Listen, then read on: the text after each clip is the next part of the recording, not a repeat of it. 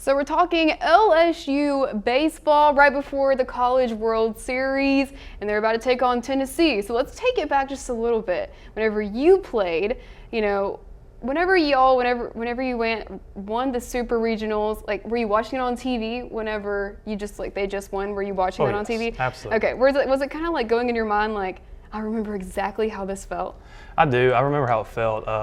As a little kid, I always dreamed about pitching in Omaha, and I was fortunate enough to have that experience. And so watching the game, it really brought back some memories of those big moments, the home runs, the outs, the big pitches, everything that goes into it. And so you played in 2015, 2016. Okay, and so you had Tommy John surgery before that, though, right? Yes. So LSU kind of stayed with you throughout your recruitment and stuff. Just talk about how they were kind of loyal to you. Okay, so when I was in high school, I had some really good seasons where I put myself in a position to have a good chance to go and play in college. And LSU, upon finding out that I was hurt, they gave me the opportunity to come to campus. But at the same time, it's college baseball, it's competitive, you got to earn a job, nothing's given.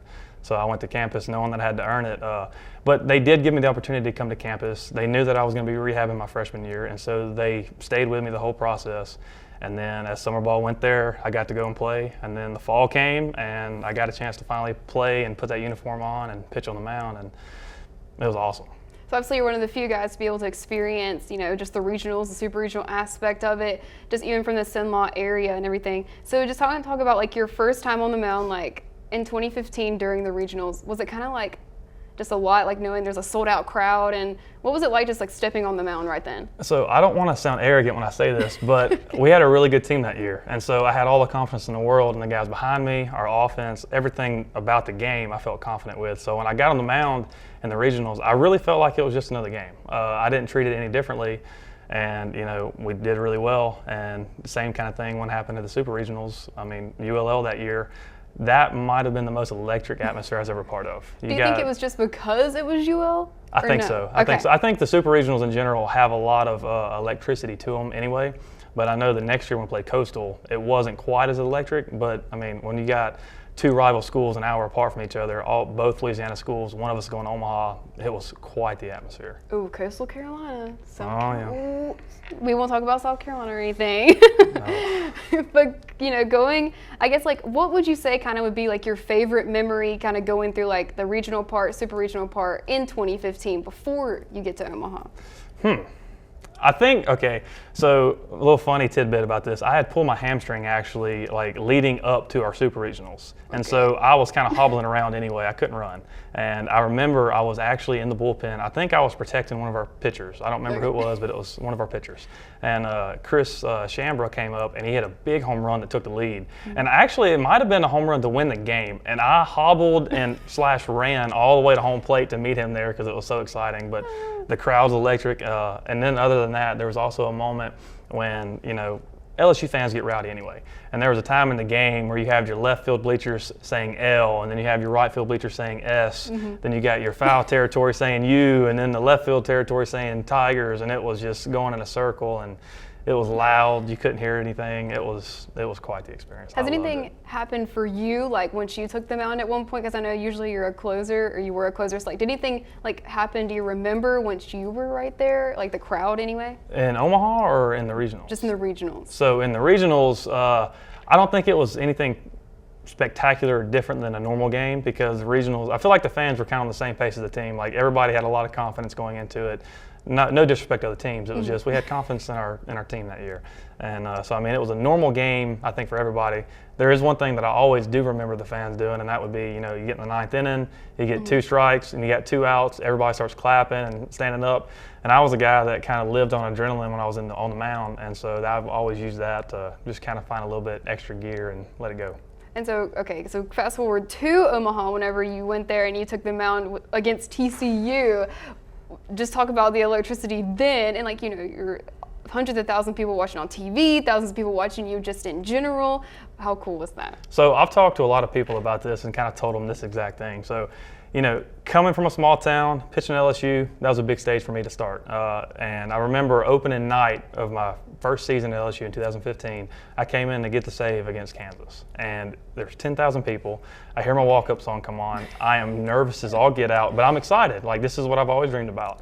And I was nervous that night, but I found a way to get through it, and I did well. And then fast forward to Omaha, there's a few more people in Omaha than there was at LSU. Just a few. And so I remember going to the bullpen and thinking, this is it. Like, this is something I dreamed about as a kid. It's about to happen. I was this nervous wreck. And the first one, I think I worked a full count with 2 outs, and I wound up getting the guy to fly out, I believe. And so I was like, okay, I can breathe. I did this. So the moment when I walked on the mound in Omaha, I don't know how to describe it. I mean, it was just something different. I couldn't think straight. You know, that whole, I believe there's a movie with Kevin Costner where he can just kind of zone everything out.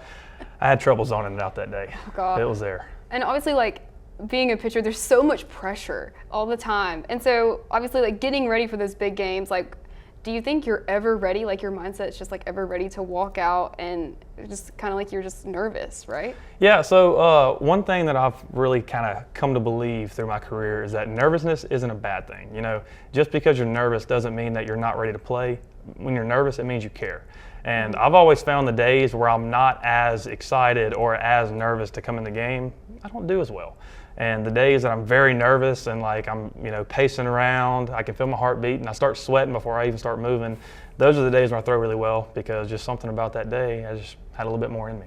And so obviously you got to talk about like the greats of in 2015, like Alex Bregman, of course. So who would you kind of compare him to like on this team? Would it be kind of like Dylan Cruz or would it be like who? So I think him and Dylan Cruz are a good comparison. Alex Bregman at the time was one of the greatest to ever wear the uniform, and I think that it's unfair to say that one person is better than another because there's been quite a few greats come through LSU. But I would also say that Dylan Cruz is doing things this year that are just kind of not normal. You know, he hits everybody. It doesn't matter what they throw. It's like he knows what's coming before it ever comes. Defensively, he's there. Offensively, he's there. Base running, he's there. He's just a good leader. And one thing about it, you never see him show negative emotion. He's always positive in how he does. But I would say that Dylan Cruz would be a great comparison. You know, he's a great baseball player and he's got a bright future ahead of him. And so obviously, sticking with pitching now, with Gavin Guidry coming in, whenever you're watching on TV, what were your thoughts whenever he came in the 7th? Like, oh, this is a true freshman. What were your thoughts on that? Honestly, I mean, I don't want to say too much here, but I would say that I think that he reminds me a lot of myself. Because watching him pitch, he has a lot of excitement, a lot of energy. I see him kind of kicking the mound around a little bit, and I had a lot of energy like that when I was playing. So seeing him come in, his curveball's crazy. It's so good. Watching him throw, it's fun. Yeah. I have a lot of confidence in him, and I actually remember keeping up with him while he was in high school, watching him on PBR, the stuff he was doing at Barb, and you know, I thought he was coming in to be a position player, and seeing him on the mound, like I think he's been a huge key to LSU's success moving forward. And so obviously, like, I know Dylan and I were at the game, we were like, oh, okay, this is happening. And just like being able to see like his last pitch and the last out, I guess, what were your emotions too, knowing like this actually just happened? I was so excited. It really brought me back to when we went. So the only thing that they did differently that I wish we would have done is they dogpiled. Oh, you didn't dogpile? We didn't dogpile, and the reason we didn't is because that was Alex Bregman's draft year, and Alex Bregman told the team, he's like, guys, we're going to dogpile when we win the game that matters the most. And he said, we're going to dogpile in Omaha. And so our whole mindset the entire postseason was like, we're winning this thing. You know, we fell short, but our mindset was right. So obviously you can't talk about Dylan Cruz without talking about Paul Skeens. And I know that's probably, you know, you talk about Gavin Guidry and how he reminds you of yourself. Just talk about Paul Skeens and what he's been able to do, throwing 100 miles an hour after throwing just 100 pitches. Like, that's insane. It's quite crazy what he can do. I tell all my friends, I said, he may be one of the best pitchers to ever wear the purple and gold. Like, he's just doing things that are incredible.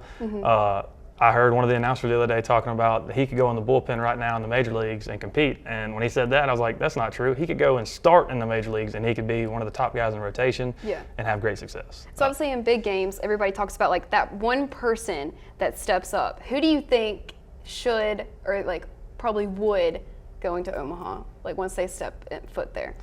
You know, I think it's going to be a lot of the same of what we've had all season. I think that everybody steps up at certain times, and you know, the thing that makes a team great is having multiple people that can step up. The thing that makes LSU special this year, they've got Paul Skeens, they've got Dylan Cruz, they got Gavin Dugas, they got Jordan Thompson, they got Trey Morgan, they've got, I mean, just to name a few. All these guys, you know, they have a future in the game, and at any given time, those guys can step up, and they've done so all season. I mean, in baseball, nobody's ever going to stay hot the whole season unless you're Dylan Cruz. But so with that being said, you know, you have to have somebody behind you to step up and make the big play and get the big hit. And LSU's got 1 through 9 that can do that. So obviously, being a part of that team for a few years, everybody says, you know, once you're a part of a team like that, like Ethan Fry said after the game, he was like, those are my brothers, like it's my family. So what would you say just share a few moments or a few stories you have from being on the team? So Jared Foster, this is one thing I'll never forget. So when we were there, Jared Foster was kind of a guy, like he was kind of a clown, but he was a good clown. Like he got his work in, but he could joke around too.